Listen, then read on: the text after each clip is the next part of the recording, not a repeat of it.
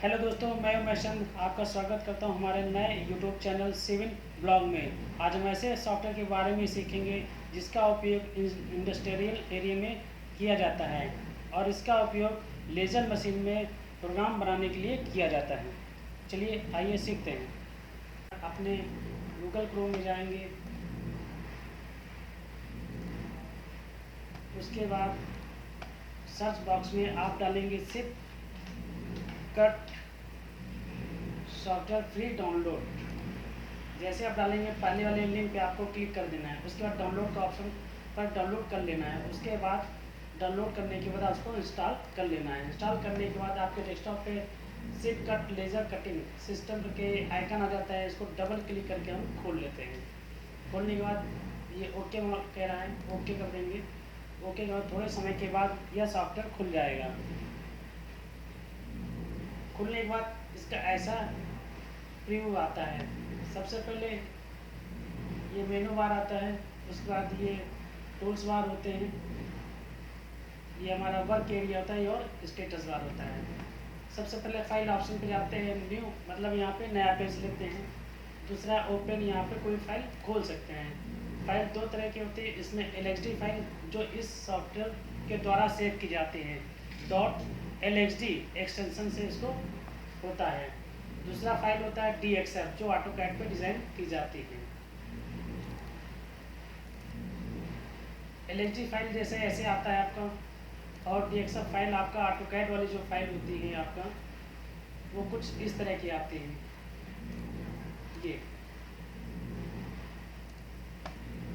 Open के बाद save करने के लिए ऑप्शन, कुछ भी हम प्रोग्राम नेस्टिंग बनाते हैं उसको सेव करने के लिए सेव पे जाएंगे और यहाँ पे फाइल नेम डालेंगे और सेव कर देंगे, फाइल सेव हो जाती है। सेव एज का यूज़ किया जाता है किसी प्रोग्राम को एडिट करते हैं या उसमें कुछ करेक्शन करते हैं या फिर उसका नाम चेंज करने के लिए सेव एज का यूज़ किया जाता है।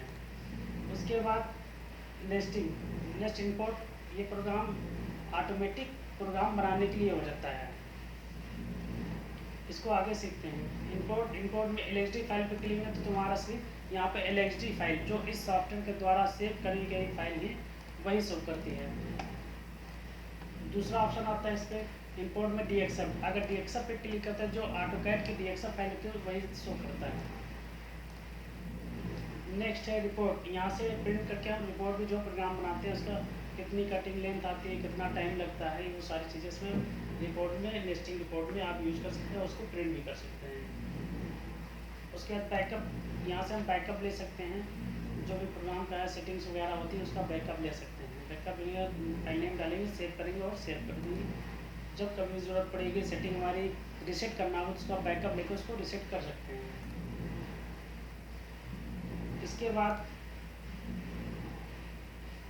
आते हैं, इस सॉफ्टवेयर का यूज़ प्रोग्राम बनाने के लिए किया जाता है। यहाँ से हम प्रोग्राम बना के लेज़र मशीन पर डालते हैं और वहाँ से वो लेज़र मशीन उसी तरह उसको कट करती है।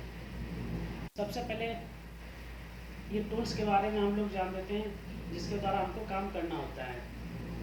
सबसे पहले ये आता है, मान लीजिए ये होता है एरो, इससे सिलेक्टर होता है। इससे क्या होता है, ये एरो लेते हैं तो ये एरो आता है, ये सिलेक्ट करते हैं इससे। दूसरा आता है ये पॉइंटर, इसका यूज़ क्या होता है, इसका यूज़ जैसे ये हमारा एक लाइन हमने ड्रॉ करने के बाद क्या होता है, इसको क्लिक करते हैं, कहीं भी क्लिक करने के बाद इसको किधर भी घुमा सकते हैं। उसके बाद लेफ्ट क्लिक दबा के इसको सिलेक्ट करके डिलीट, सीधे ऑप्शन डिलीट करके डिलीट भी कर सकते हैं। ये हैंड होता है पेज को इधर उधर ले जाने के लिए, अप डाउन लेफ्ट राइट करने के लिए। ये लेंस होता है जूमिंग करने के लिए, जो आप रोलर से भी अप डाउन करके रोलर से भी जूमिंग कर सकते हैं। इसके कर देंगे हट जाएगा, फिर एरो हम ले लेंगे तो एरो ऐसा हमारा आ जाएगा। ये लाइन होती है सीधी लाइन खींचने के लिए। ये डॉट होता है पॉइंट रखने के लिए।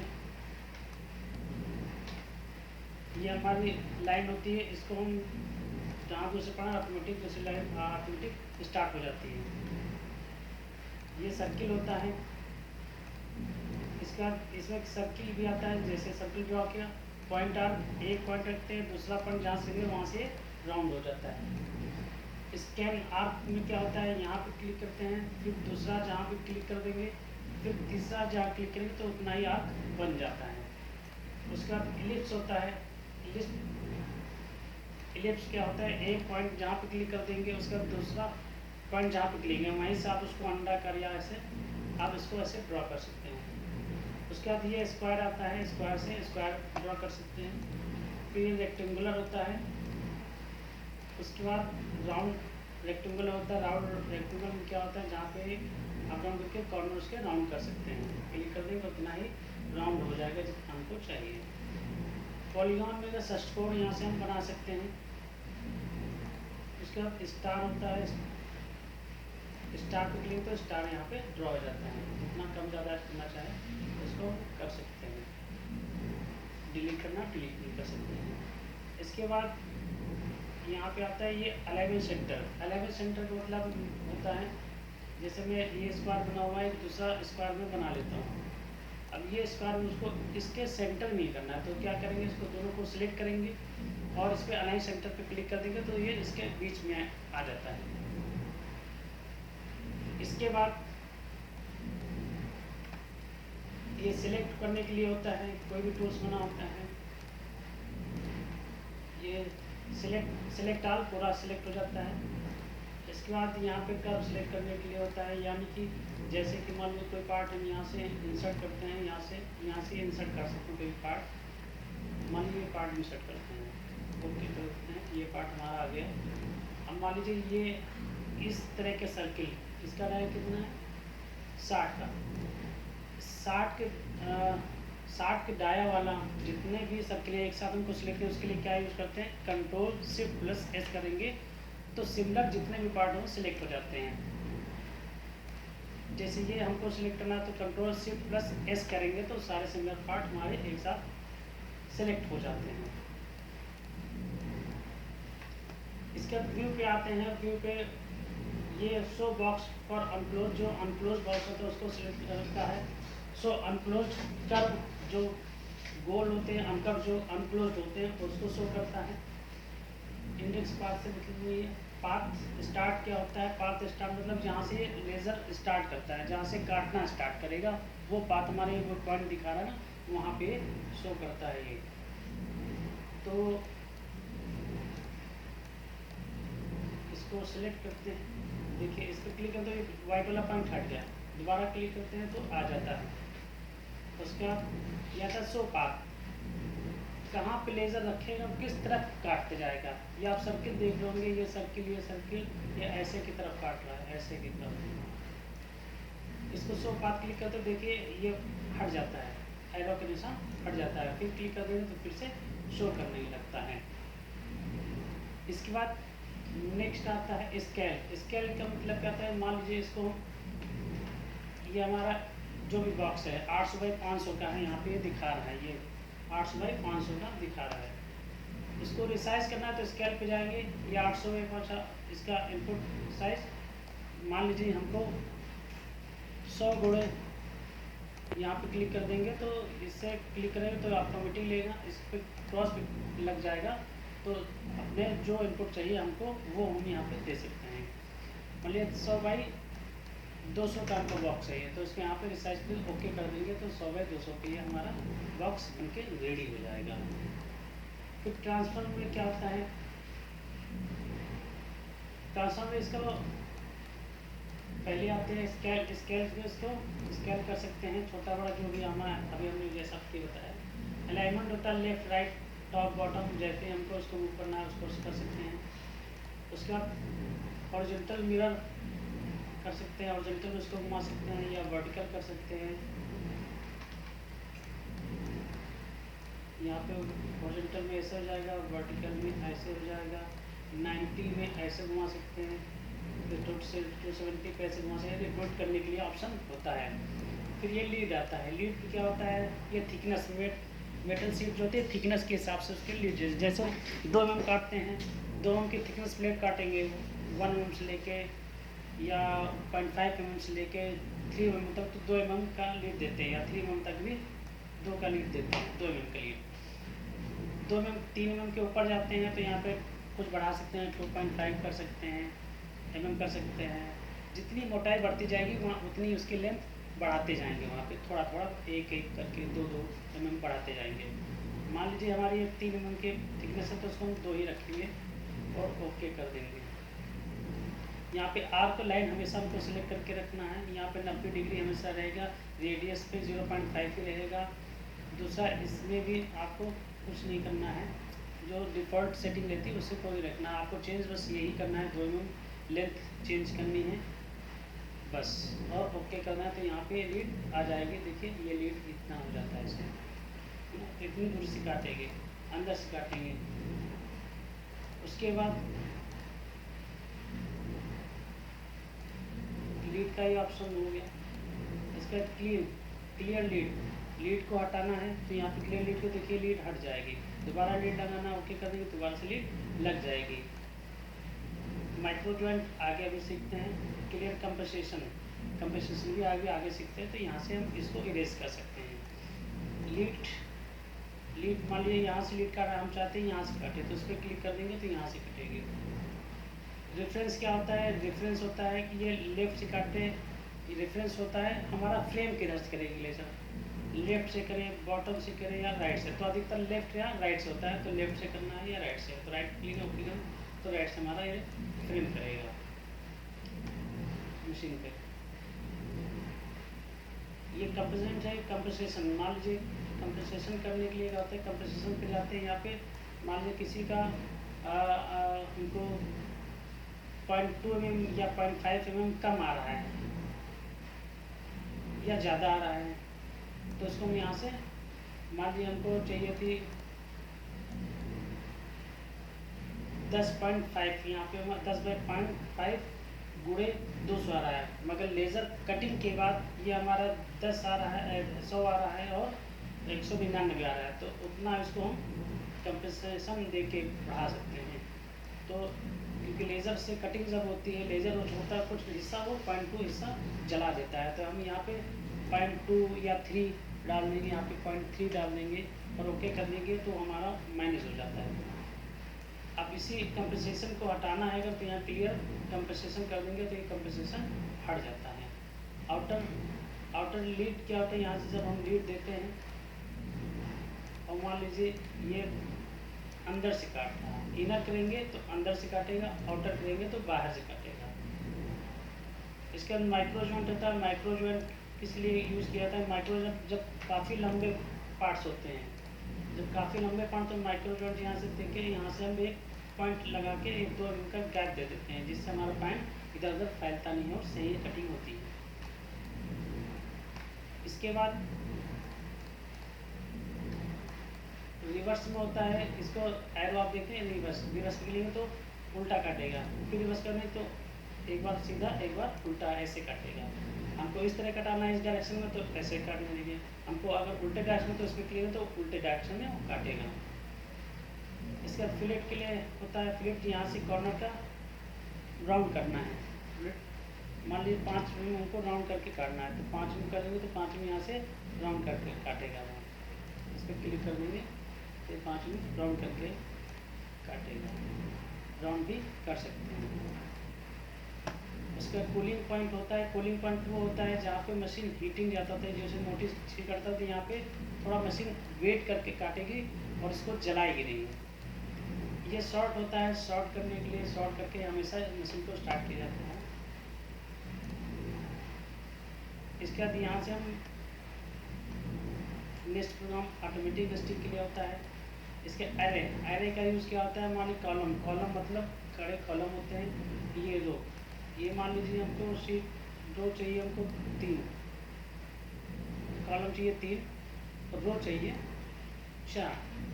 तो इसकी दोनों के बीच की दूरी जो भी पार्ट्स होंगे उसके बीच की दूरी 5 है, तो यहाँ पे 5 कर देते हैं। अपने शीट मेटल की थिकनेस के हिसाब से कम ज़्यादा इसको कर सकते हैं। ओके कर देंगे तो ये हमारा देखिए उतने ही एरे होके आ जाता है। बाकी इसको कट कॉपी पेस्ट करने के लिए सिंपल फंडा जो सभी कंप्यूटर में यूज़ होता है वही रहता है। Ctrl+C से कॉपी, Ctrl+V से पेस्ट, Ctrl+X से कट होता है और Ctrl+A से सिलेक्ट ऑल हो जाता है।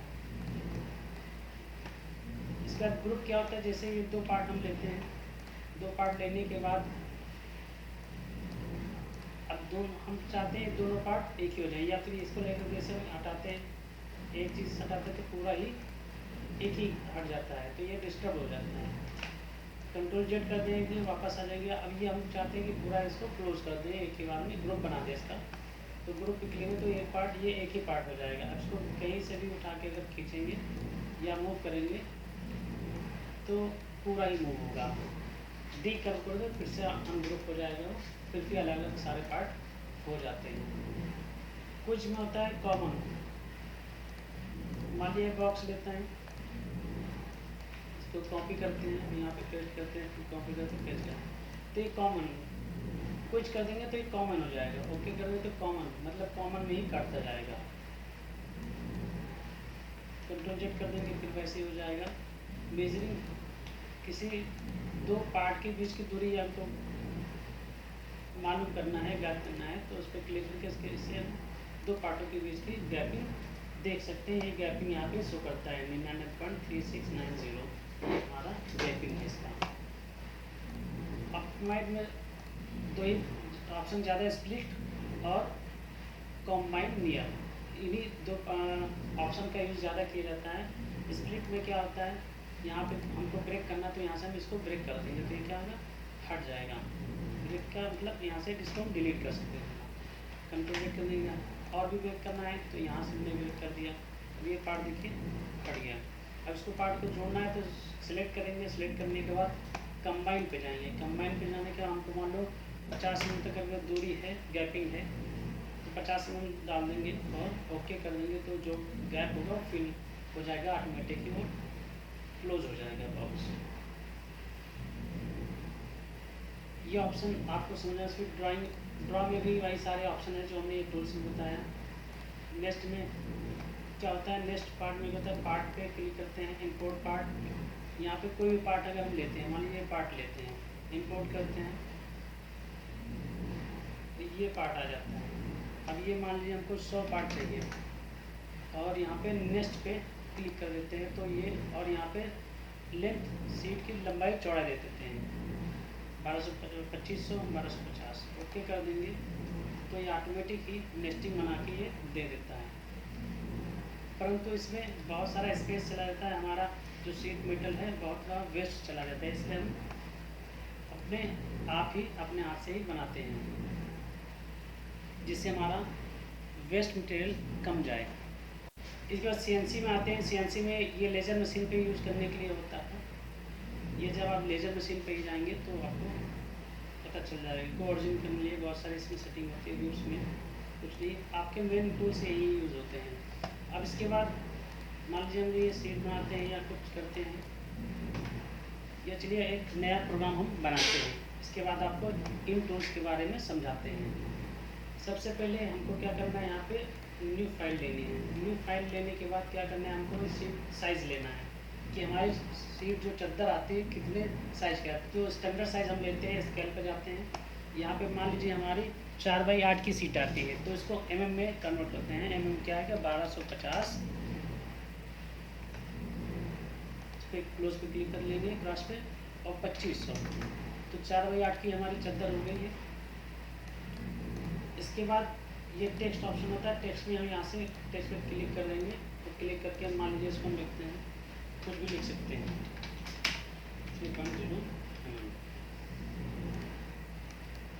इसको हम यहाँ पे इसका स्केल बढ़ा सकते हैं, 100 करना हो 100 कर दीजिए, जो भी करना हो कर सकते हैं। ये सारी स्केल होती है, यहाँ से टेक्स्ट भी लिख सकते हैं, यहाँ से स्टाइल है, कैसे करना है आपको, बहुत सारे स्टाइल्स हैं, टाइम्स न्यू नॉर्मल भी होगा, टाइम्स न्यू नॉर्मल। ये हमारी सीट चल रहा, मान लीजिए एक सीट 3 mm के को काटनी है, विद चौड़ाई है, टेक्स्ट है, ये चीज़ें आपको पहले ही बता चुका हूँ।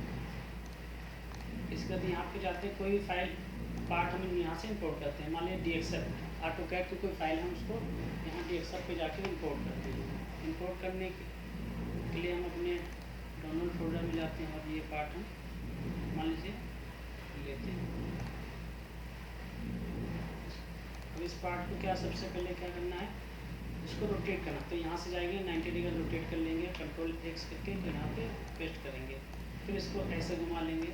हमको टोटल यही देखना होता है कि हमारे शीट में कम से कम वेस्ट जाए और ज़्यादा से ज़्यादा पार्ट हमारा आ जाए। तो कंट्रोल सी करके कॉपी करेंगे, दोबारा इसको सिलेक्ट करेंगे और एरे पे जाएंगे। अब इसलिए 2 पार्ट हमको चाहिए, रो में चाहिए 2 चाहिए, प्लस इसको मुझे कॉमन करके जाना तो 0 कर देंगे। राइट में चाहिए, ओके कर देंगे।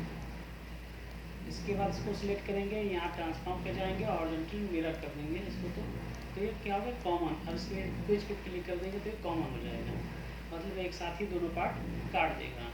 कंट्रोल जेड कर देंगे तो ये वापस आएगा। पहले प्रोग्राम बनाते हैं, उसके बाद लास्ट में क्विज करते हैं, या मशीन पे जब हमको काटना होता है तब इसको हम क्विज करते हैं। इसको ऐसे वर्टिकली इसको भी वो पट लेते हैं। इसके बाद इसको दोनों को सिलेक्ट करते हैं, एरे पे जाते हैं। अब इसको हमको इस पूरी सीट में भरना है। अब इसको 5 मिनट की हमको गैपिंग देनी है, और यहाँ पे मान लीजिए अब ट्राई करते हैं कितना पार्ट आएगा। पहले हम 10 डालते हैं, देखिए कितना आता है, 10 आ गया। इसके बाद यही हमको बढ़ाते जाना है, बस इसमें अपना दिमाग लगाना कि हमको कम से कम जगह में ज़्यादा से ज़्यादा पार्ट आ जाए। ओके करते हैं, फिर इसको सिलेक्ट करते हैं, फिर इसको वर्टिकल ऐसे घुमाते हैं, फिर इसकी गैपिंग कम करना है। देख लीजिए कैसे करते हैं इसको ऐसे कर लेते हैं। तो ये क्या होगा, ये कम, यहाँ फाइन पे जाएंगे, ये फाइन पे क्लिक कर देंगे। जब येलो रहेगा ना तो ये 5 में, मतलब कि 5 मिनट गैप से ऊपर नीचे अप डाउन कर सकते हैं। इसको 5 मिनट डालेंगे तो 5 मिनट नीचे आ जाएगा। अप डाउन एरो से करना होता है आपको, अप डाउन लेफ्ट राइट इसको कर सकते हैं। तो मिनिमम गैपिंग देनी है, मिनिमम गैपिंग देनी है, 5 में मिनिमम गैपिंग होती है। उसके बाद यहाँ पे जाएंगे, अब ये गैप हमारा सिर्फ 10 डाल देंगे तो 10 की गैपिंग देखिए आ गया। तो ये हमारा इतना वेस्ट जा रहा था, अब यहाँ पे वेस्ट बहुत ही कम जा रहा है। इसके बाद इसको तो लाइन आ जाती है, ओके कर देंगे, ये ऐसे आ गया। अब इसके बाद उनको भी ये भी देखना, इसको सिलेक्ट कर लेते हैं, मान लीजिए इतना पार्ट कोशिश करते हैं आ जाए, जितना आएगा उतना रखेंगे, बाकी इसको ऊपर का एक्स्ट्रा हिस्सा हटा देंगे। ये हमारा प्रोग्राम बन गया। अब प्रोग्राम बनने के बाद जब मशीन पे इसको कटिंग के लिए जाएंगे तो यहाँ पे कुछ कर देंगे तो कॉमन करके काटता है, कॉमन काट के आता है। और इसका पैरामीटर होता है लेयर्स, लेयर्स पे जाके इसको सिलेक्ट करके ग्रीन करेंगे तभी वो कटता है सही से। बाकी कलर से नेस्टिंग करते समय हमको हर पार्ट, जैसे मान लीजिए तक कोई पार्ट आ जाता है जो सिमिलर होते हैं, इसको हम पहचानने में थोड़ा सा डिफरेंस होता है, जिसको हम पहचाने तो उसके लिए कलर में अलग अलग कर लेते हैं। मगर जब भी हम लेज़र कटिंग करेंगे तो हमेशा हमको ग्रीन कलर ही सिलेक्ट करके कट करना होता है। उसके बाद लेयर्स में जाते हैं तो यहाँ पे एक पैरामीटर्स होता है, लोड करके यहाँ पैरामीटर्स यूज़ करेंगे तो यहाँ पे पैरामीटर्स हर मशीन पे बना हुआ होता है। कंपनी जिस कंपनी का लेज़र है वो कंपनी यहाँ पैरामीटर बना के देती है, सेव करके तो पैरामीटर थिकनेस के हिसाब से आप उसको कर सकते हैं। उसके बाद कुछ करने के बाद यहाँ से ये स्टार्ट होता है, सेट रिकॉर्ड, ये सब रिकॉर्ड के ऑप्शंस होते हैं। अब यहाँ से मैन्युअली आपको इसको सिलेक्ट करेंगे, सिलेक्ट करने के बाद यहाँ से स्टार्ट करके भी आप यस कर देंगे तो स्टार्ट करके वो टाइमिंग भी आपका दिखाएगा। यहाँ पे 1 घंटा 11 मिनट 6 सेकंड लगेगा, और काटिंग करने का ये टाइम और कैसे कट करेगा ये भी यहाँ पे देखिए शो कर रहा है, कैसे कटेगा। तो आज के लिए बस इतना ही। वीडियो पसंद आए तो लाइक और सब्सक्राइब कर दीजिएगा, और ऐसे ही अपना प्यार बनाए रखिए। धन्यवाद।